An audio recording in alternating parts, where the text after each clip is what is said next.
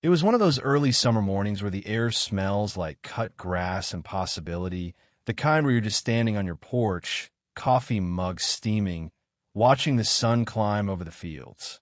I was out there, boots scuffed from yesterday's work, when I saw Ida, shiny black Cadillac SUV, rolling up the dirt path to my barn, slow and deliberate, like it was hunting something. The license plate read HOA Boss, and I knew right then trouble had found me. I'm Tom Harper, been farming this patch of land in Willow Creek for 30 years, long before the fancy cul-de-sacs and manicured lawns of Pine Grove Estates swallowed up half the county. That Cadillac belonged to Linda Voss, the queen bee of our HOA, the kind of woman who'd fine you for a crooked mailbox and smile while doing it. She stepped out, heels sinking into the gravel, her auburn hair pulled tight, clipboard in hand like a scepter. "Mr. Harper," she said, sharp as a tack, "we need to talk about that eyesore in your yard." I followed her gaze to my old John Deere tractor, Betsy, a 1968 beauty, faded green, parked neat under a tarp by the barn, barely visible unless you were looking for a fight, which Linda clearly was. "That tractor's on my land, Linda," I said, keeping my voice steady, though my gut was already twisting. "It's not HOA turf. You know that county records from '92 say so." She didn't blink, just tapped her pen on that damn clipboard. "The covenant's clear, Tom.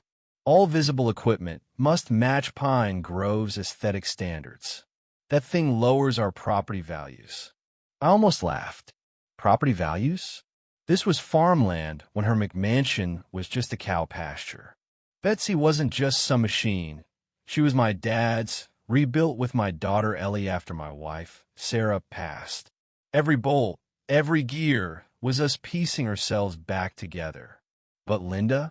She didn't care about that. She cared about her vision of perfect suburbia. "You've got 3 days to move it," she said, turning back to her SUV, "or we'll handle it." I watched her drive off, dust kicking up, and felt that old fire in my chest, the kind you get when someone's trying to take what's yours. I wasn't just fighting for a tractor, I was fighting for my history, my home, my kid. And Linda Voss was about to learn I don't roll over easy. 2 days later, Ellie and I were at the feed store, picking up grain for the chickens. She's 19, sharp as a whip, with her mom's knack for building things and my stubborn streak. We were gone maybe an hour, but when we got back, I saw the tire tracks first deep, ugly ruts cutting through my side yard. My heart sank. Betsy was gone, tarp tossed aside, cinder blocks scattered like they'd been kicked over. Ellie was already on her phone, pulling up our security cam footage. There was, clear as day, 2 guys in a beat-up tow truck, no markings, hooking Betsy up while Linda stood there, arms crossed, smirking like she'd won some war. No notice, no letter, no nothing, just straight-up theft.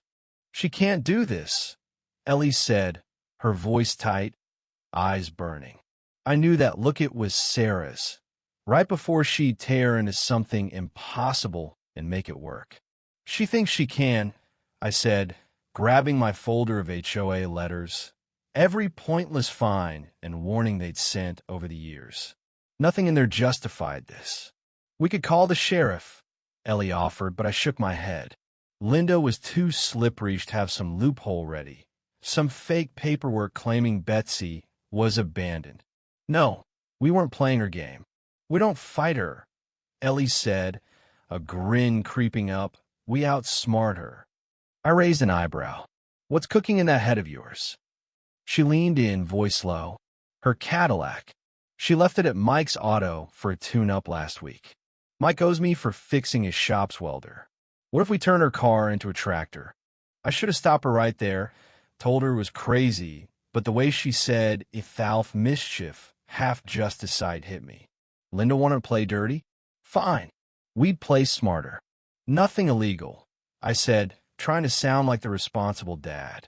Ellie just nodded, already sketching something on a notepad, her hands moving like they had a mind of their own. That night, I heard the welder sparking in the barn, and for the first time in days, I didn't feel helpless. I felt dangerous. By the next week, Ellie had done the impossible. Linda's Cadillac, legally ours after she dodged Mike's repair bill and he filed a mechanic's lien, was no longer a car. It was a beast jacked up on monster tires, a plow blade welded to the front, the hood painted with Linda's pride in bright yellow. It was street legal, registered as a multi-use agricultural vehicle, every permit filed, every box checked. Ellie parked it right where Betsy used to sit, just visible enough to make a point. The HOA bylaws didn't ban converted vehicles, only unscreened agricultural equipment. This was a car, technically, and it was ours. Linda showed up the next morning, marching across my yard like a general, her face redder than her blazer. "What the hell is this, Tom?" she snapped, pointing at the Frankenstein tractor. I sipped my coffee, calm as could be. "Morning, Linda. That's our new farm vehicle, fully registered, fully legal." Ellie stepped out, holding a binder of paperwork. "Want to see the title? Permits? County map." Linda swatted it away, her voice shaking. "This is vandalism. You've ruined my car." "Not your car," I said. "You lost it when you skipped out on Mike's bill. This is ours now, and it's parked on our land." She was speechless, just sputtering, snapping photos like they'd save her. "I'll sue," she hissed. "Go for it," I said, smiling. "But you might want to read the fine print first." That was the spark. Neighbors started talking quietly at first, then louder. Old Mr. Jenkins from down the road stopped by with a thermos of coffee and a story about Linda finding him for unapproved azaleas. Maria Lopez, who lived by the clubhouse, sent us photos of Linda's own patio, furniture technically against HOA rules, but ignored because, well, it was hers. Ellie set up an online forum, Pine Grove Free Talk, and by morning it was flooded. Stories poured in. Fines for kids' chalk drawings, citations for excessive porch lights, threats over vegetable gardens. Linda had ruled like a dictator, and people were done. We didn't stop there. Ellie printed a petition to dissolve the HOA board, citing a charter clause that allowed it with 60% resident support. We didn't beg for signatures, they came to us. By week 2, we had 65. Linda fought back, storming door to door, ranting about our criminal tractor and anarchy. Someone recorded her meltdown and posted it 200 views in a day. Then came a knockout punch. Sam Carter, a quiet guy who worked for the city, dug into Linda's HOA spending. Turns out, she'd funneled $20,000 to her brother's landscaping company for a community fountain that was just a birdbath. The city launched an audit, and Linda's empire started to crack. The final showdown came at a city hearing, the room packed with neighbors I hadn't seen in years. I stood at the mic, heart pounding but voice steady. "I'm Tom Harper. My land was forced into this HOA, and they stole my tractor-me dad's tractor without a word. My daughter and I fought back, not with anger, but with truth. Linda Voss doesn't represent this town, she controls it." Ellie showed the permits, the fake citations Linda sent, the survey proving our land was ours. Then the neighbor spoke a mom fined for a Christmas wreath, a vet hassled over his flagpole, a kid who lost his basketball hoop. Sam dropped the bomb. Linda's fake vendor deals, her destroyed appeals, her lies. The mayor didn't hesitate, all in favor of dissolving the HOA board. Every hand shot up, except Linda's and her lawyers. It was over. The next morning, Pine Grove felt lighter, like the air itself had exhaled. Betsy was back, delivered on a flatbed with a city clerk's apology. Neighbors stopped by not to fight, but to build. Maria offered to rewrite the bylaws. Sam volunteered to oversee the budget. Ellie ran for the new board and won, the youngest ever, promising no one would feel powerless again.